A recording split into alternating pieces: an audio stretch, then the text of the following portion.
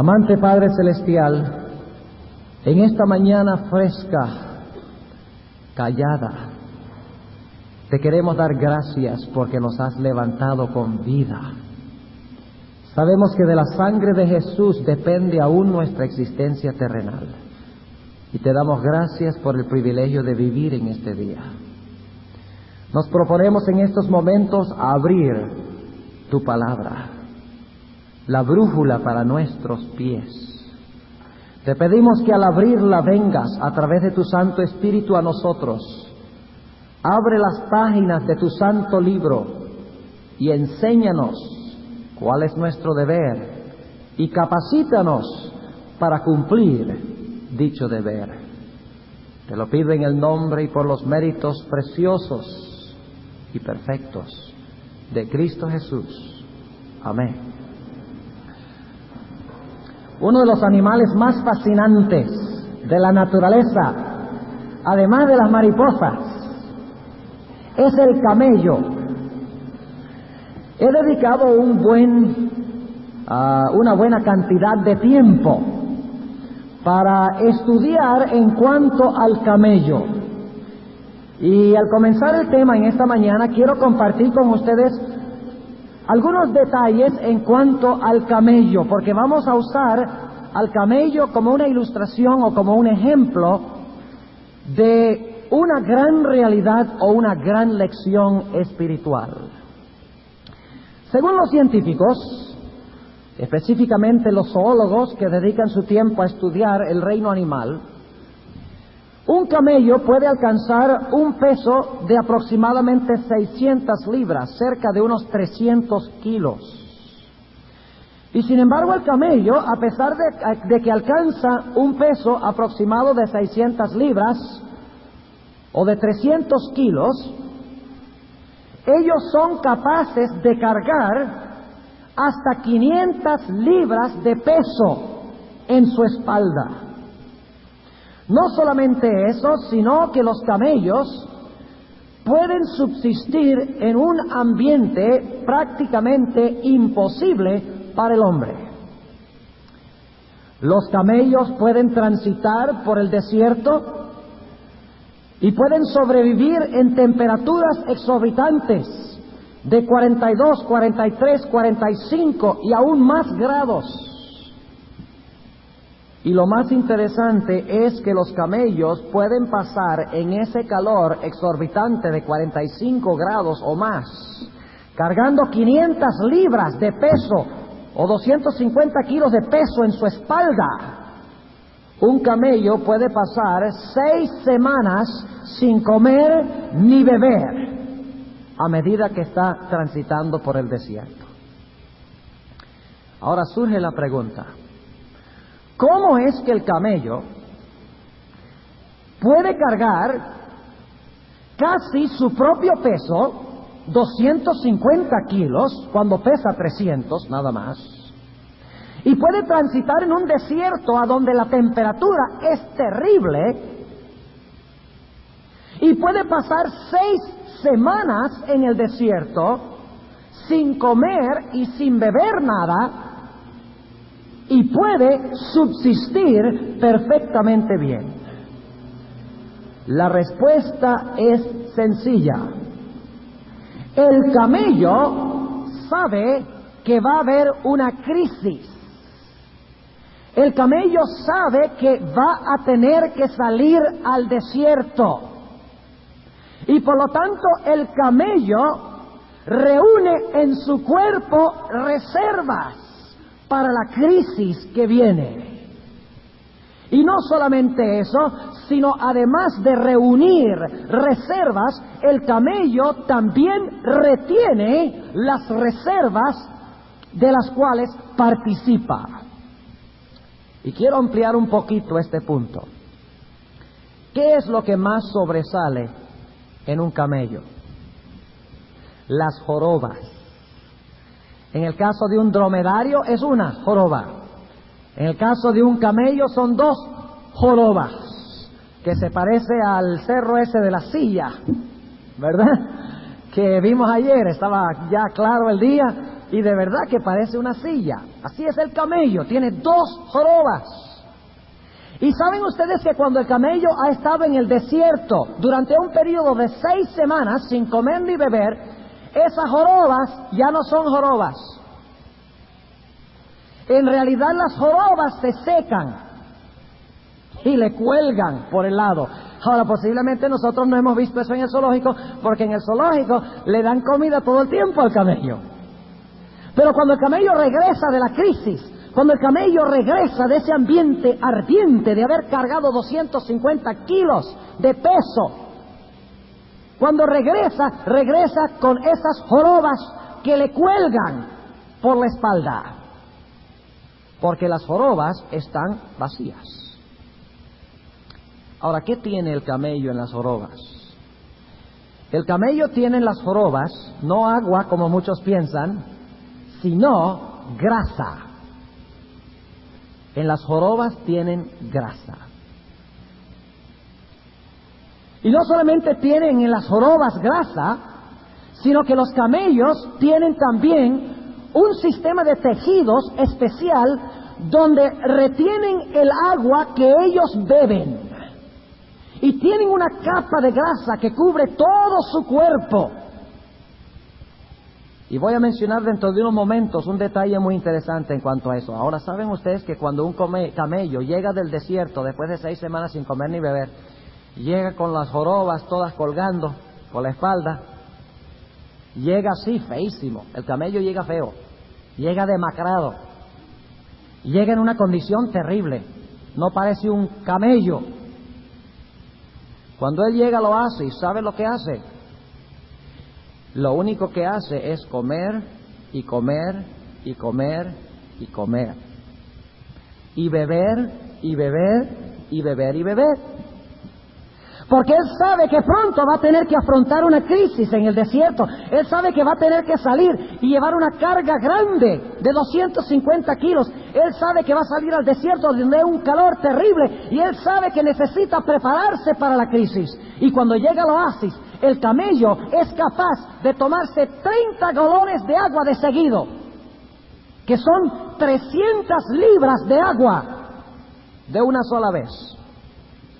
O 150 kilos de agua. ¿Ustedes saben lo que son 150 kilos de agua? 30 galones de agua. El camello sabe que hay una crisis. Y por lo tanto, cuando el camello llega del desierto, sabiendo que va a salir al desierto, a esa situación difícil, él participa de reservas, come en abundancia, bebe abundancia de agua, y a medida que come, las jorobas se van llenando de grasa, y a medida que bebe, los tejidos de su cuerpo se van llenando de agua. Y después que el camello se ha preparado para la crisis, comiendo abundancia de comida y reservándola en las jorobas, y después que el camello ha bebido una abundancia de agua y la ha reservado o la ha depositado en sus tejidos, entonces el camello sabe que está listo para salir al desierto y enfrentarse al calor, enfrentarse al hambre, enfrentarse a la sed, porque sabe que tiene las reservas necesarias para subsistir en medio de la crisis. Pero el camello no solamente reúne reservas para sí. Él no solamente come en tiempos de prosperidad una abundancia de comida para que pueda guardar la comida en forma de grasa en sus jorobas. El camello no solamente participa de una abundancia de agua para poder reservarla en sus tejidos, sino que el camello está hecho de una forma en que pueda retener lo que reserva. Permítanme compartir con ustedes algunos detalles interesantes en cuanto al camello, que le ayuda no solamente a reservar, sino que le ayuda a retener lo que reserva. El camello tiene en todo su cuerpo una capa de grasa muy gruesa. Y esto hace que el calor no pueda penetrar a su cuerpo y mantiene a su cuerpo fresco todo el tiempo, y le hace posible no perder a través de sudar agua de su cuerpo. Inclusive, según los científicos, el camello casi no suda. Nosotros sudamos sencillamente porque la temperatura adentro es menor que la temperatura de afuera. Nuestra temperatura siempre es estable, y cuando la temperatura de adentro de nuestro cuerpo es menor a la de afuera, entonces nosotros sudamos. Pero el camello tiene una característica muy peculiar. Él está estructurado de tal manera que no suda casi. Porque la temperatura del camello, cuando sube la temperatura de afuera, la temperatura de él sube. Y cuando baja la temperatura de afuera, la temperatura del camello baja. Y de esa forma, el camello casi no suda. Nosotros cuando ponemos un espejo delante de nuestra boca y respiramos, el espejo se empaña. No así con el camello. Porque el camello retiene el agua que tiene en su cuerpo. No solamente eso, sino que el camello tiene una nariz exorbitante. El camello es mi consuelo.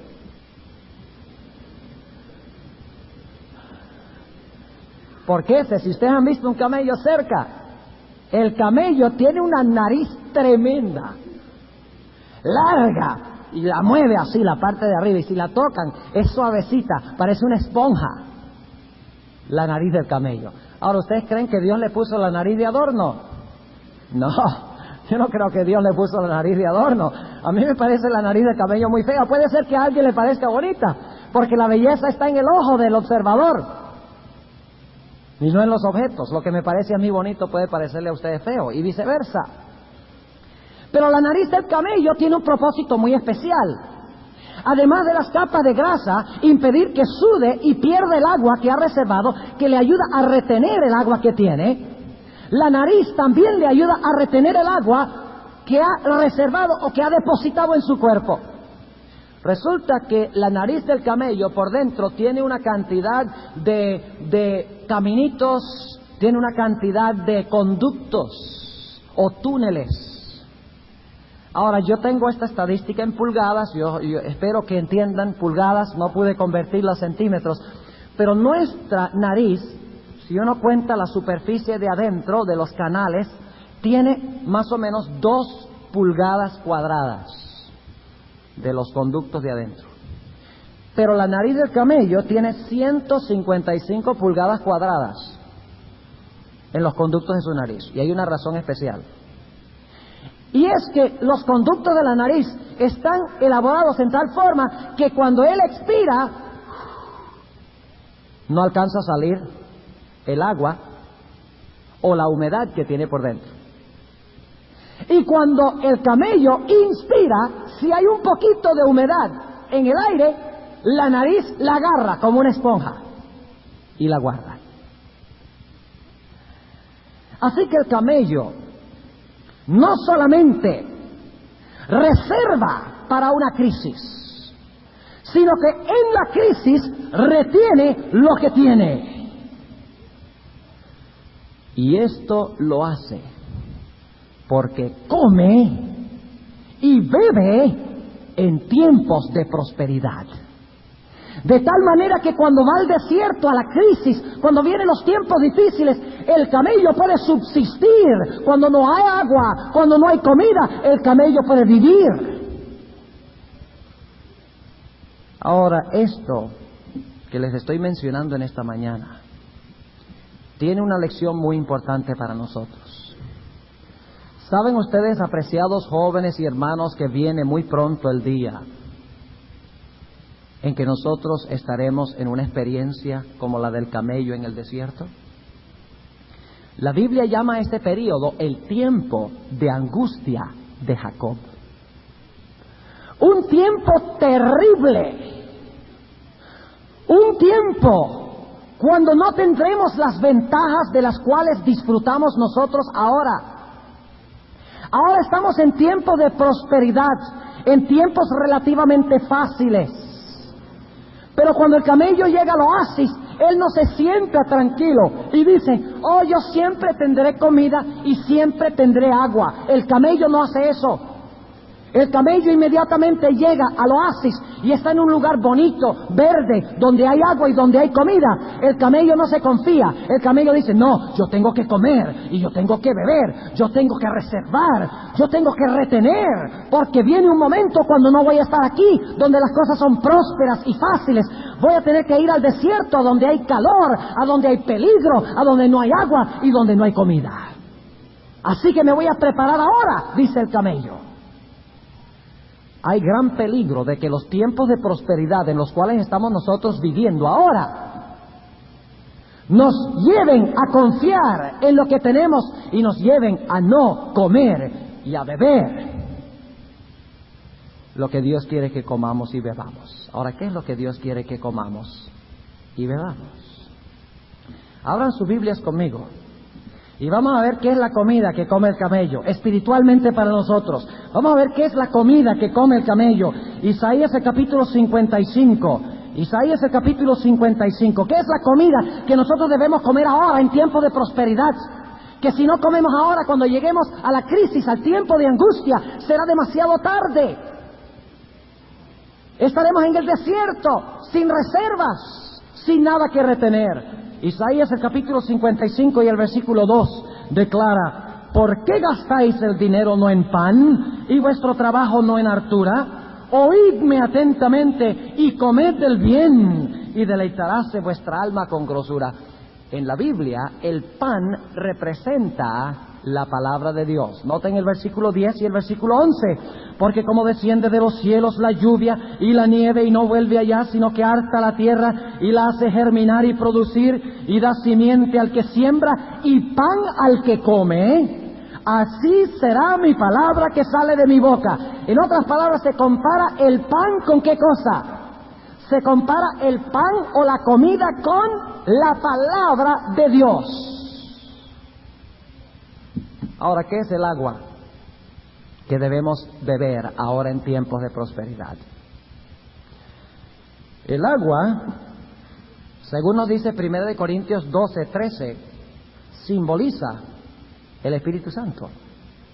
1 Corintios el capítulo 12 y el versículo 13 nos dice lo siguiente: porque por un espíritu somos todos bautizados en un cuerpo, ora judíos o griegos, ora siervos o libres, y todos hemos bebido de un mismo espíritu.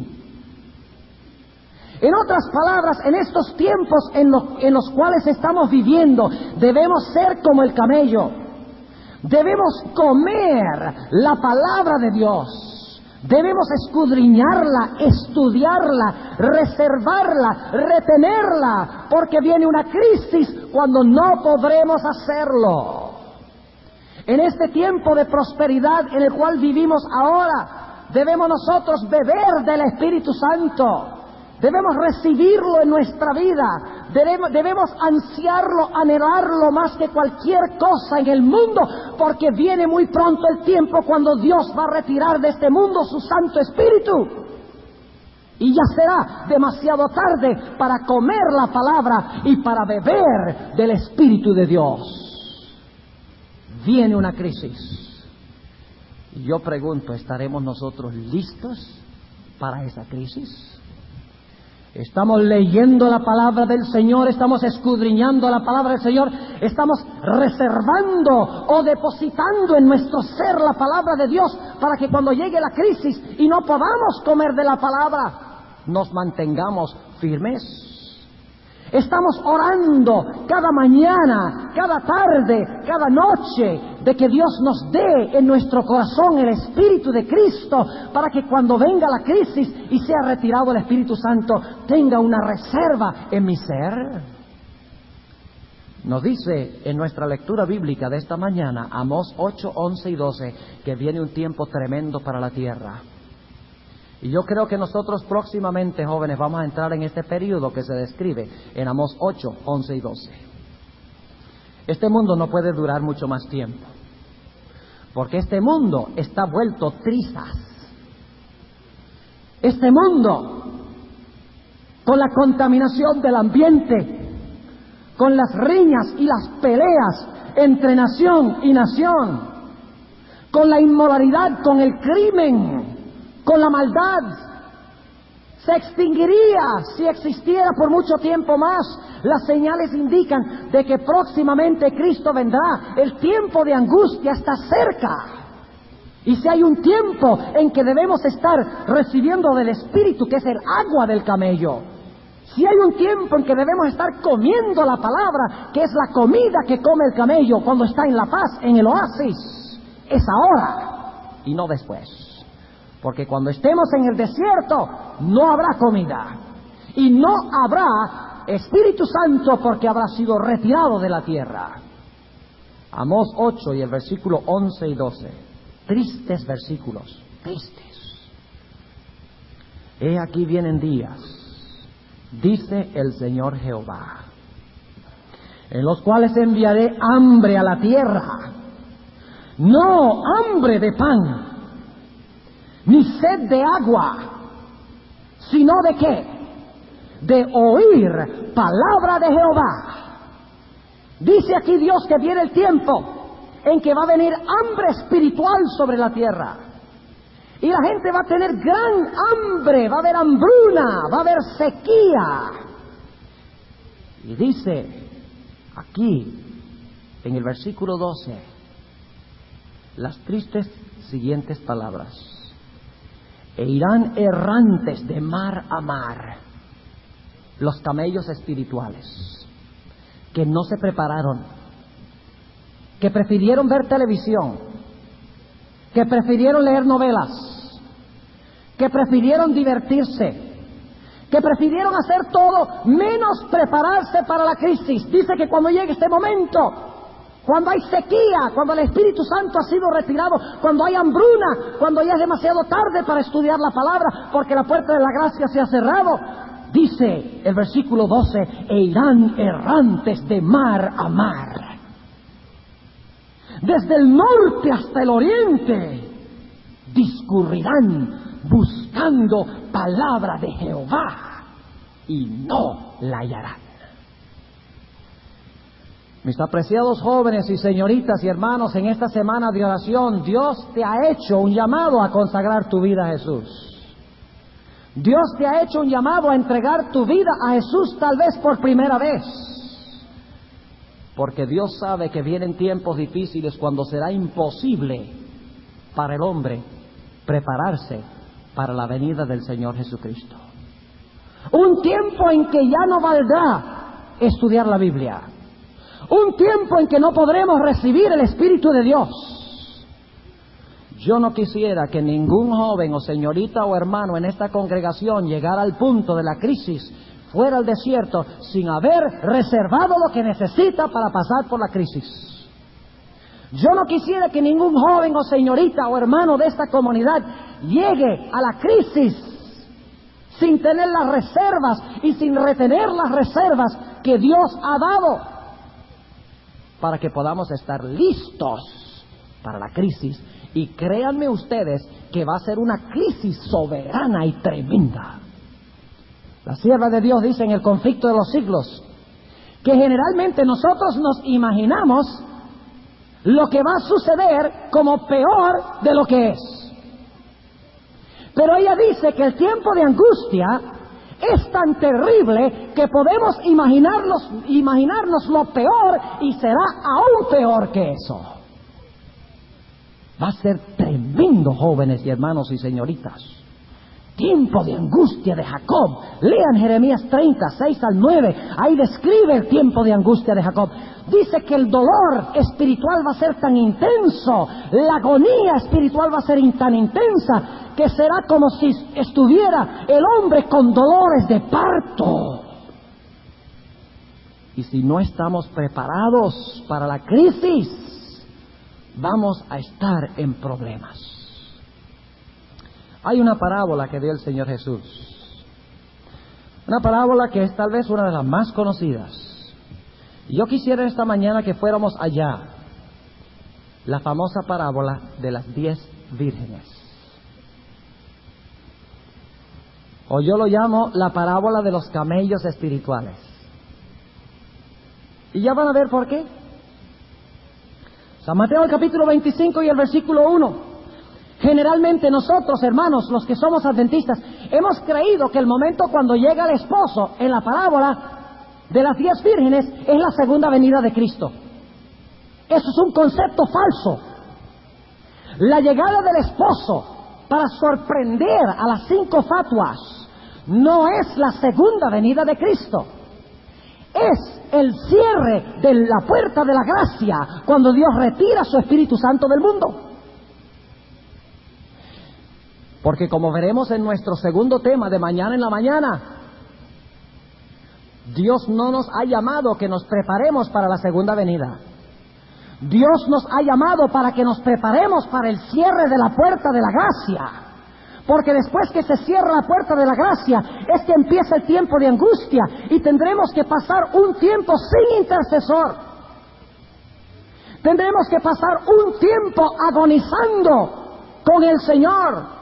Un tiempo cuando nuestros enemigos nos rodearán para tratar de destruirnos. Si nosotros creemos que las pruebas con nuestras familias hoy son grandes, no nos podemos ni imaginar cómo será durante el tiempo de angustia. Jesús dice que se levantará padre contra hijos para matarlos, dice en Mateo el capítulo 24, y no ha sucedido eso hoy todavía.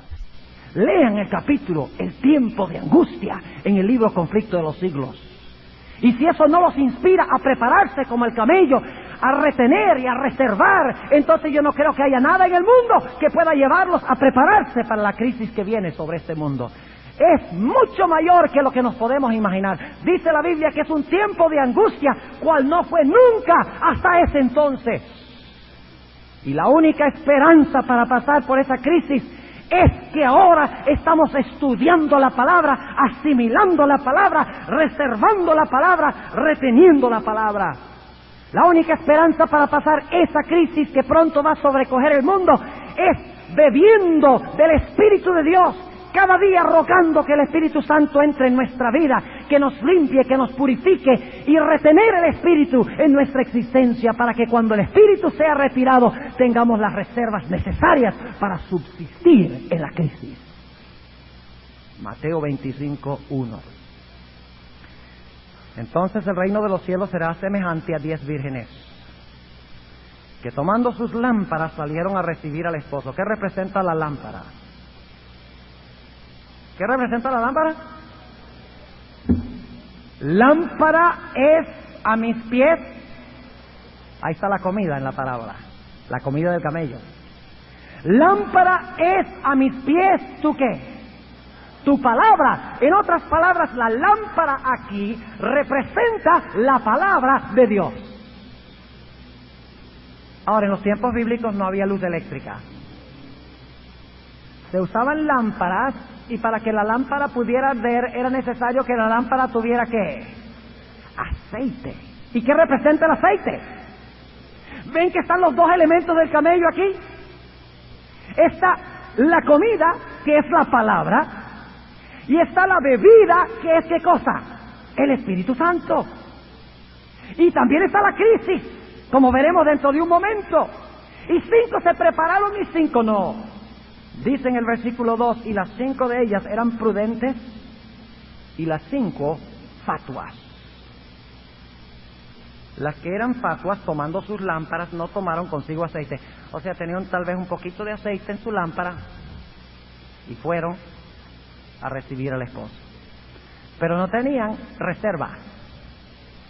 No habían retenido algo extra en tiempos fáciles. Versículo 4. Mas las prudentes tomaron aceite en sus vasos, juntamente con sus lámparas. Noten, reserva. Una reserva tuvieron las 5 prudentes. Las 5 fatuas se conformaron en su tiempo de prosperidad y dijeron, no hay problema, la historia del mundo va a seguir igualito que siempre. Siempre podremos conseguir aceite, no importa cuándo sea. Las 5 inteligentes dijeron, puede venir un tiempo en que llegue el esposo sorpresivamente y no podremos hacer la preparación necesaria. Vamos a reservar, vamos a guardar. Versículo 5, y tardándose el esposo. ¿El esposo se ha tardado, jóvenes y hermanos? ¿Ustedes creen que Jesús tenía la intención de esperar hasta 1990 para venir a esta tierra? ¿Ustedes creen que el Señor Jesucristo tenía la intención de esperar hasta 1990 para cerrarse la puerta de la gracia, para que los eventos finales se puedan realizar y Él pueda venir? No. Pero como dice que el esposo se devora, entonces, ¿qué sucedió? Dice, cabecearon todas y se durmieron. Pero unas se durmieron con reservas que habían adquirido en tiempos de prosperidad, mientras que las otras se durmieron sin ninguna preparación, sin ninguna reserva previa. Versículo 6. Y a la medianoche fue oído un clamor: ¡He aquí el esposo viene! ¡Salid a recibirle! Entonces todas aquellas vírgenes se levantaron y aderezaron sus lámparas. Llegó la crisis. El esposo viene. Vamos a prepararnos para recibirle. Y empiezan ustedes saben, cuando uno se despierta como medio desorientado. La otra tarde me acosté un ratico y tenía una cita a las 2:30 para ir a entrevistas. Y estaba supremamente cansado y nunca había dormido en la tarde así, en toda mi vida. Me acosté y caí como muerto. Y de repente, en un momento, me desperté. Y me desperté, estaba tan profundo, me desperté tan desorientado que dije: ¿dónde estoy? ¿Y qué hago? ¿Cuándo es la próxima cita? ¿Qué horas son? Estaba todo desorientado. Me imagino que las vírgenes estaban así. ¿Y dónde están las lámparas? He aquí el esposo viene. Y dice, en versículo 7, todas aquellas vírgenes se levantaron y aderezaron sus lámparas. Y ahora escuchen bien, jóvenes y señoritas. Ninguno de ustedes van a llegar al cielo colgando del manto de otra persona. Ninguno de ustedes van a llegar al reino de los cielos por la piedad de sus padres, por la piedad de sus amigos, por la piedad de sus compañeros de cuarto. Ninguno de ustedes van a llegar allá al reino, ni van a estar listos porque otro está listo, porque ustedes se juntaron con ellos. En el cielo no habrá colados. No sé si entienden esa palabra. Como en un matrimonio, la recepción de un matrimonio. Todo el mundo se cuela. En el cielo no habrá eso. En el cielo entrarán única y exclusivamente las personas que individualmente han hecho la preparación. Otro no puede prepararse por ti. Por eso, un padre o una madre que insiste en impedir que su hijo o viceversa tome su decisión por Cristo, me perdonan, pero están fuera de lugar. Porque el padre o la madre no van a salvar a sus hijos, es Dios. El hijo tiene que estar relacionado con Dios, personalmente. Y si no está relacionado con Dios porque se salvó la mamá o el papá, no se va a salvar el hijo. La salvación es individual. Y yo no puedo darle mi experiencia a otro. Noten lo que dice en el versículo 8. Entonces, el versículo 7. Entonces todas aquellas vírgenes se levantaron y aderezaron sus lámparas, y las fatuas dijeron a las prudentes: dadnos de vuestro aceite, danos de tu espíritu, danos de tu experiencia, porque nuestras lámparas se apagan. Ha llegado la crisis, no estamos listas. Comparte tu experiencia conmigo para ver si de pronto Dios me acepta también a mí en virtud de los méritos tuyos. Versículo 9. Mas las prudentes respondieron diciendo: porque no nos falte a nosotros y a vosotras, id antes a los que venden y comprad para vosotros. Y aquí es que se aplica ese texto que fue nuestra lectura bíblica de esta mañana. Aquí es que ponemos Amós 8, 11 y 12. En ese momento es que la gente va errante de mar a mar. En este momento es que la gente va del norte al oriente y están buscando la palabra de Dios. Están buscando la palabra de Dios iluminada. El Espíritu Santo que ilumina la palabra de Dios. Y están corriendo aquí para allá y están buscando. Pero la Biblia dice que buscan y no hallan. Y el versículo 10. Y mientras que ellas iban, a comprar. Vino el esposo. Y esto no se refiere a la segunda venida. Mañana les voy a leer una cita para comprobarlo. Pero no se refiere, la llegada del esposo no se refiere a la segunda venida. La sierva de Dios, Elena White, dice claramente, 2 veces dice, no se refiere a la segunda venida. Se refiere al tiempo cuando se cierra la puerta de la gracia, cuando va a empezar el tiempo terrible de angustia, como la crisis del camello en el desierto. Y mientras que ellas iban a comprar, vino el esposo, y las que estaban apercibidas entraron con él a las bodas. No entraron físicamente, entraron espiritualmente con su mente. Porque con mi mente yo puedo escoger a dónde quiero estar, ¿no es cierto? ¿Saben ustedes? Yo estoy ahorita en Montemorelos, pero durante el transcurso del día mi mente está con mi familia en New Jersey. Estoy aquí físicamente, pero mi mente está allá. Así es en esta historia. La llegada del esposo es cuando Cristo llega a su Padre para realizarse la boda con su pueblo que se encuentra en la tierra. Su pueblo apercibido, pero hay un grupo que no está listo cuando se realiza la boda en el cielo entre Cristo y su pueblo que se encuentra en la tierra. Y dice que entraron a las bodas y se cerró la puerta. El cierre de la puerta de la gracia. Y yo tengo que poner un punto aquí que es muy importante. Yo no sé cómo se sienten ustedes con el espíritu de profecía, con los escritos de la hermana Elena G. White. Posiblemente si no son adventistas ustedes no entenderán, algunos pensarán, bueno, ¿quién es esa señora? ¿Quién sabe si fue profeta? Pero ahora estoy hablando con los adventistas. Algunas personas, algunos adventistas desprecian los escritos del espíritu de profecía.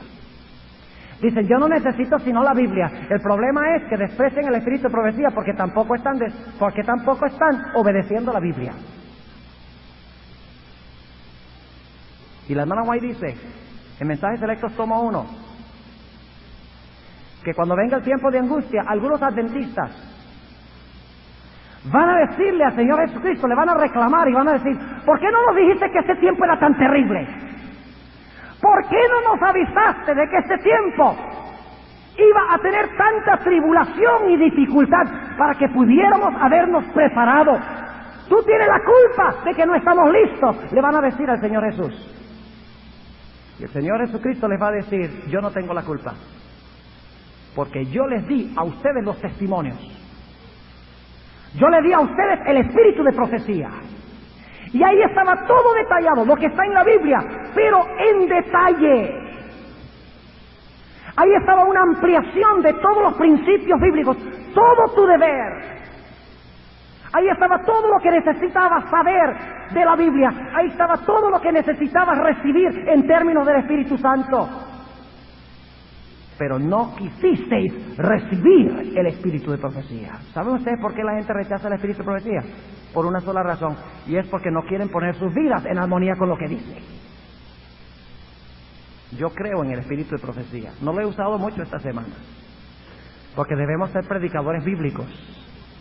Pero en nuestro estudio nosotros debemos estudiar el espíritu de profecía, debemos asimilar el espíritu de profecía, debemos ver cómo la sierva de Dios amplía los principios que se encuentran en la Biblia. Por ejemplo, la Biblia nunca dice, no fumarás.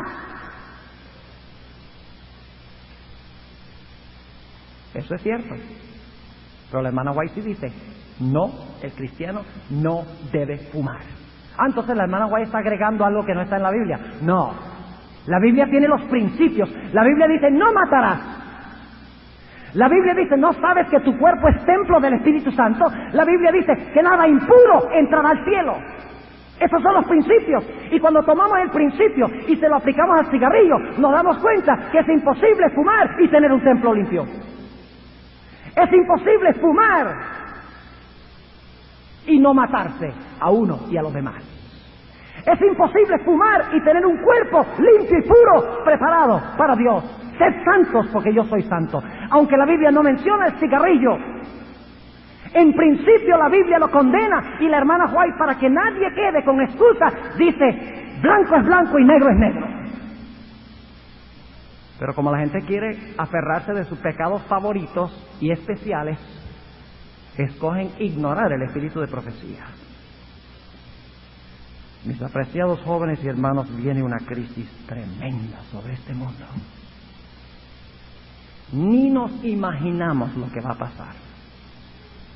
Dice la hermana White que la imaginación más fecunda, esa es la expresión exacta, la imaginación más fecunda no alcanza a abarcar la escena. Esta es una cita directa. La imaginación más fecunda. Óigame, los que ven mucha televisión tienen imaginaciones bien fecundas.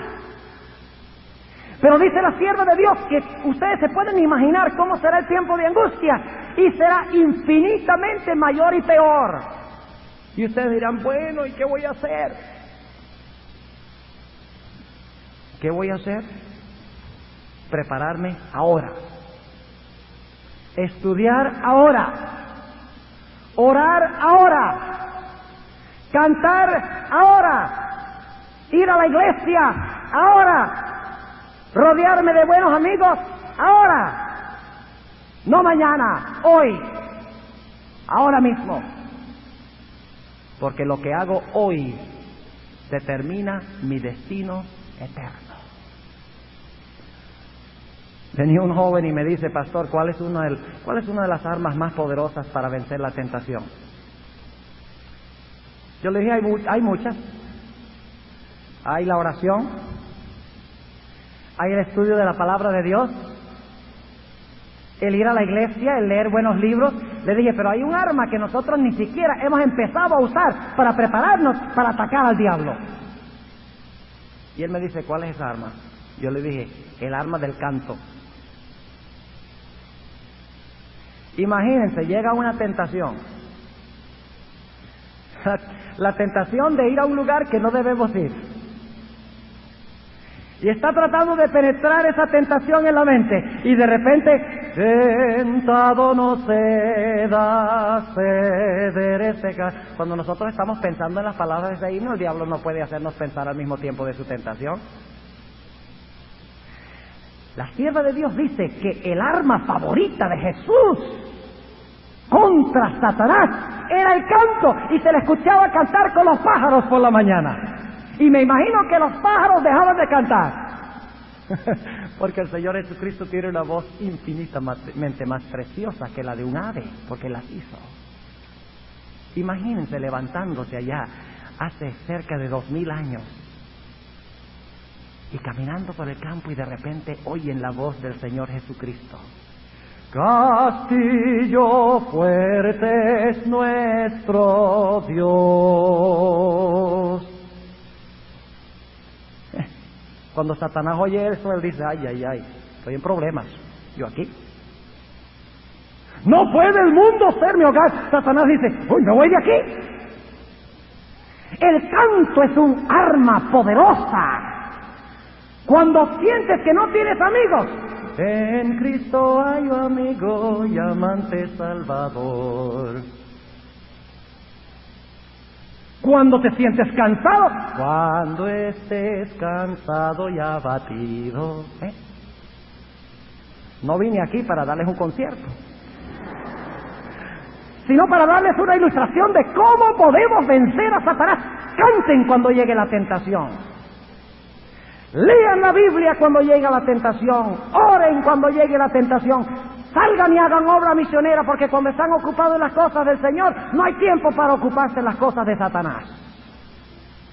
Y jóvenes, señoritas y hermanos, preparémonos para la crisis. Seamos como el camello. Reservemos para la crisis, comiendo la palabra y bebiendo del Espíritu de Dios. Y retengamos lo que tenemos para que nadie tome nuestra corona. Oremos. Padre Celestial, en esta mañana tú nos has amonestado en cuanto a la tremenda importancia de prepararnos para la crisis que viene sobre este mundo. Te quiero pedir una bendición especial, Señor, para cada joven, señorita y hermano que se encuentra aquí. Te ruego, Señor, que tú inspires en cada corazón el deseo de estudiar tu palabra. Que inspires en cada corazón el deseo diario de recibir el Espíritu Santo en el alma, en el corazón. Y si hay algún joven o señorita o hermano visitante que no ha entregado su vida a Jesús, te ruego, Señor, que tú lo lleves a hacerlo ahora, mientras que hay tiempo. Te pido que bendigas a aquellos jóvenes que tienen luchas tremendas y presiones familiares. Te ruego, Señor, que tú ganes la victoria en ellos, que les des paz y la seguridad de que tú estás con ellos. Perdona nuestra negligencia, nuestros pecados. Limpia también nuestra vida de todo mal, para que podamos reflejar el carácter inmaculado y perfecto de Jesús en nuestra vida. Gracias, Señor, por habernos hablado en esta mañana, y gracias porque nos acompañarás este día. Te agradezco que escuches esta oración, porque te lo pido en el nombre de Jesús. Amén.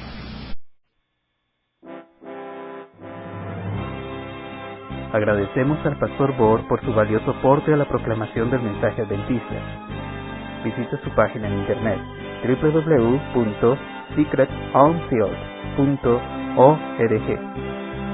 La grabación de este tema en formato digital es un servicio del Ministerio Evangelio Eterno. Para obtener gratuitamente estudios selectos de la Biblia y de los escritos del linaje de Juan, o para solicitar nuestras publicaciones impresas, diríjase a www.hogarysalud.com y www.evangelioeterno.com.